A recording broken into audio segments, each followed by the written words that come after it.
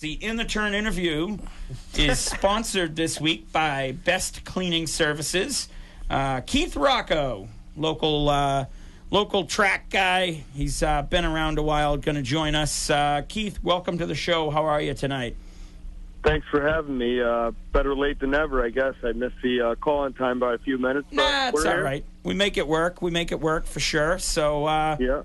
Especially for one of the best. Yeah. So we've got Chad and Sully here with us as well. Let's kick it right off. Tell us what you got going on here in the early start of the season in 2023. The usual. SK Modified's kind of been my bread and butter since I started racing, really. You know, I did a few years of street stocks and kind of went right to modified. But SK is kind of what my passion is. Went to, different type of racing, 40 laps, very hard, and it's kind of what I love. Excellent. It's I wanted to talk about your Keith Rocco Racing for a minute. You have been doing a great job getting some of these guys going, and it's been amazing to see what they're doing on the track. I mean, Andrew Muller comes first to my mind. What are some of the things that Keith Rocco Racing is doing to make such, a good breed of what drivers are coming up? It all started on an accident, but somebody was looking for a car to drive, and I offered it to them, and, right out of the box, they never been to the racetrack, actually. Jimmy Zacharias, New York guy, came to Waterford, never seen the racetrack before, and sat in one of my cars and finished third right out of the box, and that kind of got the ball rolling and, kind of created this thing of Keith Rocco Racing where I,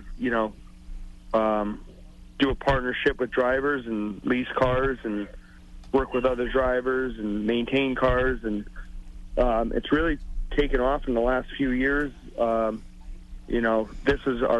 This past weekend was our best weekend yet.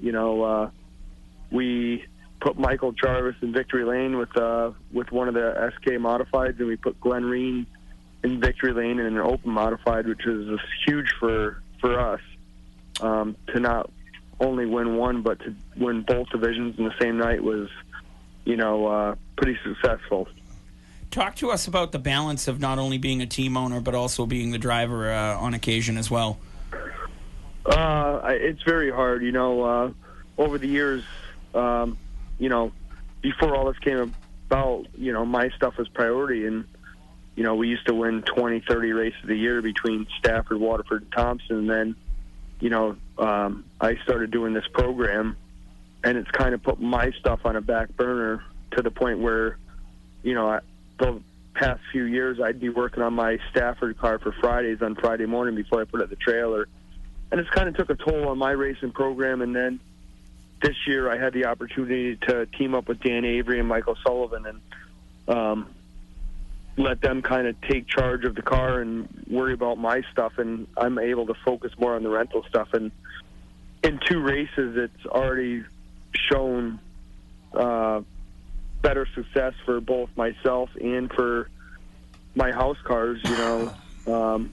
We went out right out of the box with the new team and finished second, and then Michael Jarvis finished 6th in his first night in the SK, and he had one of the Baldwin boys in an SK Light at Stafford, first time out, never seen the racetrack. He sat second in practice out of 42 cars and finished 5th in the race, never being at the racetrack or drive one of my cars. And, Megan Fuller's been super strong. She finished 6th last week, and, things are rolling really well, and this program's really going to take off. Hey, the first time I went to Stafford, the first name that came up was yours. And when was the first time you went to Stafford? 3 years ago? We went to the first ever XRS race. Yeah, that was the first time. Yeah, okay. That was the first time I ever went to Stafford. And I'm there to see, the SRX and, all these legends, but your name just kept coming up left and right. And as I, you looked guys mind through... profanity on the show? We can't swear on the show, unfortunately. Okay. All right, because I was going to ask you what they called me when my name came up. Honestly, it's between you and Woody Paquette. Those are the 2 names that come to mind automatically. Yep. So okay, Woody's definitely a rival from back in the day, but Woody's one of the best in Stafford. Yeah, he is. He's very, very good. He had a great spring sizzler. Yeah. My question is having gained what I can only say would be a legendary status, which I don't think you're going to disagree with me about that. No, you're a legend.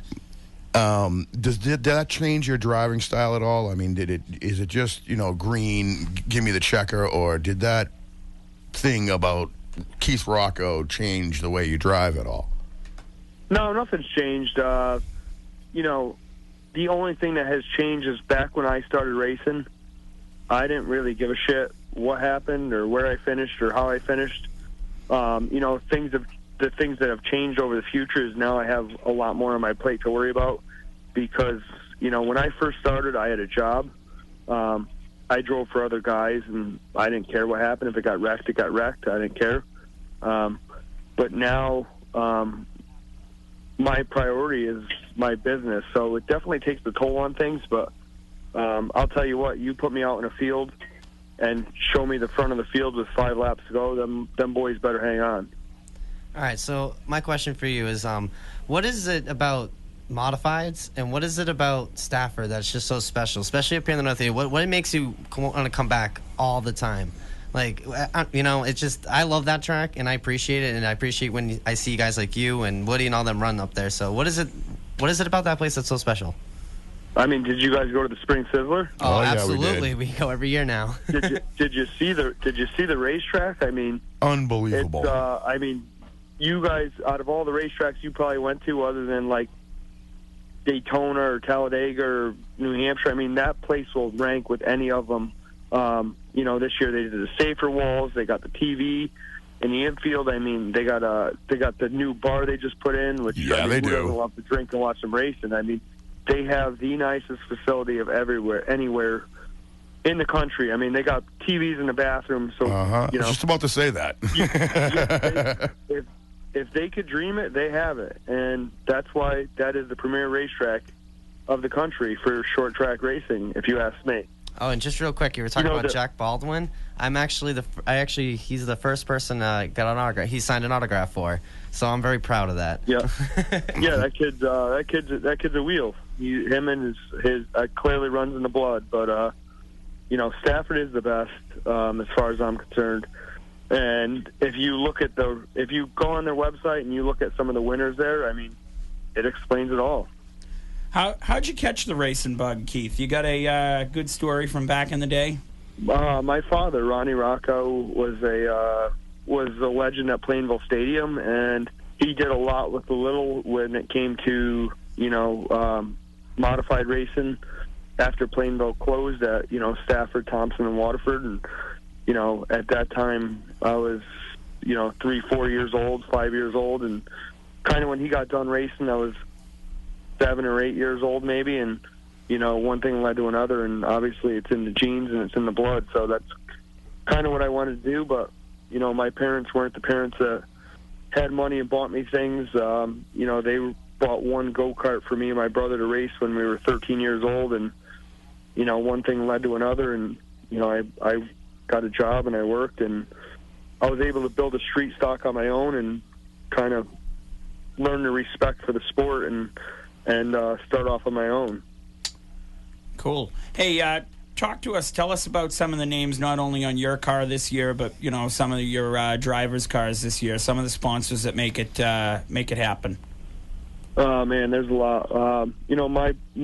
My cars are Mark and Mike Payne, M&M Stone Creations, and M&M Garden Center, and obviously our newest team is Dan Avery and Avery Construction. But we have people that's been with us from the start, from B&M Maintenance, D&G Paving, our newest sponsor the last few years, RaceChoice.com, which they're a sponsor of Ryan Preece on the higher levels.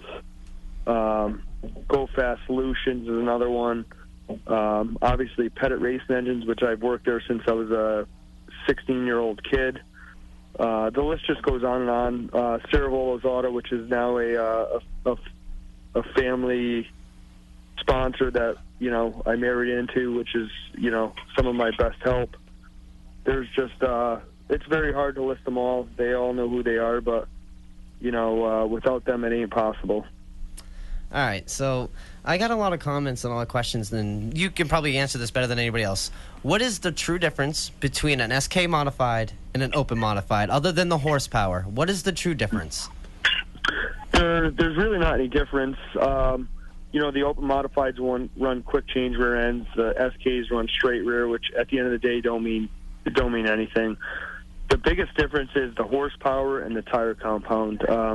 The open modifieds have way more horsepower, and they have a way softer tire, so that's why they go so fast. SK modifieds have about 200 horsepower less and a harder tire, so it's two different types of racing at the same time. The SK modifieds is 40 laps of absolutely stabbing and steering, and the open modifieds is kind of save some equipment and be there at the end. Gotcha. All right, this question goes back kind of a ways because I was going to wear the shirt that you signed and then threw into my face when I asked you this question originally. Yeah. And this is how you'll remember us. Yeah, absolutely. Okay, you won the big race. Jesus, God, something says to your head, you can cure cancer, but you have to leave the racetrack, go to a tattoo studio, and get one whole butt cheek tattooed. What is it? I guess it'd be cancer. Whoa, okay. All righty then.